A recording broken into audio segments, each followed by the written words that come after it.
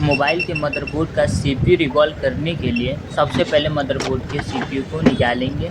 निकालने के बाद सीपीयू को अच्छे से देखेंगे उसके पॉइंट किधर हैं, ठीक। उसके जो सेंटर पॉइंट होता है उसका एक स्क्रीनशॉट ले लेंगे। अगर स्क्रीनशॉट नहीं है हमारे पास तो उसका एक सेंटर का मार्कर लगा लेंगे, ठीक। उसके बाद सीपीयू को हॉट गन की मदद से उसको निकालेंगे। हॉट गन का ईयर जो रहेगा हमारा 310 320 के करीब में रहेगा, या और ईयर हमारा 5-6 रहेगा। अगर अच्छा वाला एसएमडी है तो 4-5 रहेगा, और लोकल वाला एसएमडी है तो वही 6-7 रहेगा। उसके बाद फिर हम सीपीयू पे हीट देंगे, चारों तरफ गोल गोल घुमा के हीट देंगे। हीट देने के बाद खूब अच्छे से उसको 2-3 बार दबाएंगे। दबाने के बाद उसको देखेंगे कि वो निकलने लायक है कि नहीं।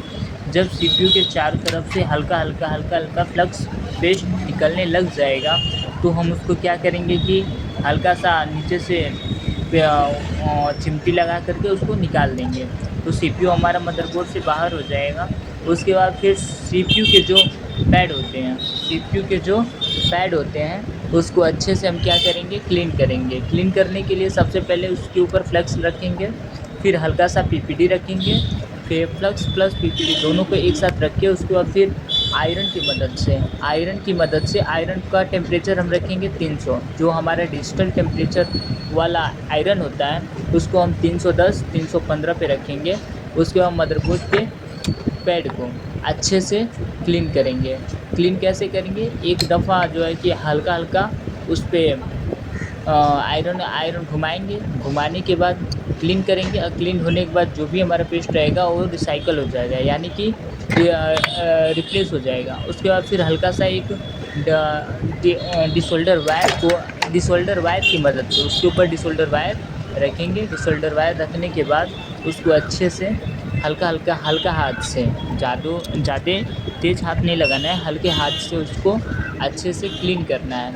क्लीन करने के बाद उस पर हल्का सा कोई लिक्विड पेस्ट जैसे पेट्रोल या फिर थिनर की मदद से उसको अच्छे से क्लीन करेंगे। और कोशिश करें कि एक रुई आता है उसको उसके ऊपर हल्का सा क्लीन करें कि हाँ जो हमारा पैड है वो चमकने लग जाए। जब चमकने लग जाएगा तो अच्छे से हमारा मदरबोर्ड क्लीन हो गया। उसके बाद इसी टेक्निक से, यानी कि इसी मेथड से हम सीपीयू को भी रिवॉल्व करेंगे। तो सीपीयू को रिवॉल्व करने के लिए सीपीयू के ऊपर हल्का सा फ्लक्स रखेंगे, प्लस पेस्ट रखेंगे। उसके बाद फिर आयरन की मदद से उसके ऊपर हल्के हाथों से घुमाएंगे।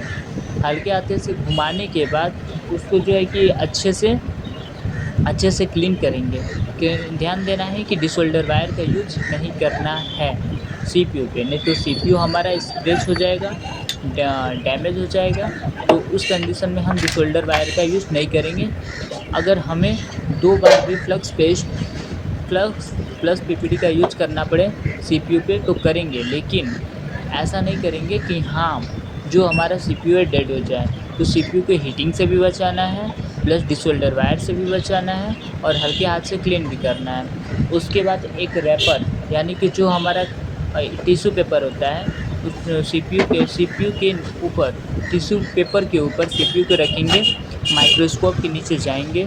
उसके बाद फिर अच्छे से उसको देखेंगे कि हाँ, फिर स्टेंसिल की मदद से एक स्टेंसिल लेंगे, उसके सेम साइज को स्टेंसिल की मदद से सेम साइज को अच्छे से परफेक्ट साइज सेंटर उसका मिलाएंगे। उसके बाद फिर उसके ऊपर एक ब्लेड लेंगे।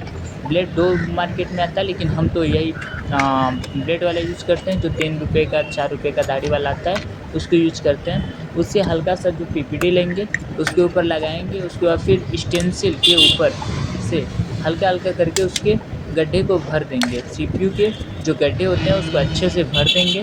भरने के बाद सीपीयू को हॉट गन की मदद से, यानी कि एक चिमटी लेंगे, उसको चारों तरफ दबा देंगे कि हाँ हमारा सीपीयू हिले ना। और उसके बाद उसको क्या करेंगे, अच्छे से रिवॉल्व करेंगे। रिवॉल्व कैसे होगा, उसके बाद फिर हॉट गन की मदद से, जो हॉट गन का हमारा ईयर रहेगा वो 3 पे रहेगा, और जो उसका टेम्परेचर होगा 300 पे रहेगा। तो इसकी मदद से हम क्या करेंगे, उसको अच्छे से हॉट गन की मदद से हॉट गन की मदद से उसके ऊपर हॉट गन को हिलाएंगे। कोशिश यही रहेगा कि हाँ ज़्यादा टाइम पे ना घुमा घुमा के हिलाना है, ठीक है। उसके बाद खूब प्यार से उसका जो सीपीयू होगा निकल जाएगा। CPU रिवॉल्व होकर निकल जाएगा। उसके बाद फिर मदरबोर्ड के ऊपर हल्का सा पेस्ट यानी कि फ्लक्स पेस्ट को हल्का सा रख के उसके बाद फिर उसको CPU को बैठाएँगे। CPU को बैठाने के बाद उसको अच्छे से देखेंगे कि हाँ, चारों तरफ से उसका सेंटर बैठा है कि नहीं। और ध्यान दें कि जो हमारा CPU का सेंटर पॉइंट होता है वो हमारा सेम होना चाहिए, जहाँ पे है वहीं पे होना चाहिए और कोई छेड़छाड़ नहीं। कुछ इस प्रकार से हम CPU को रिवॉल्व करते हैं और CPU को बैठाते हैं। धन्यवाद।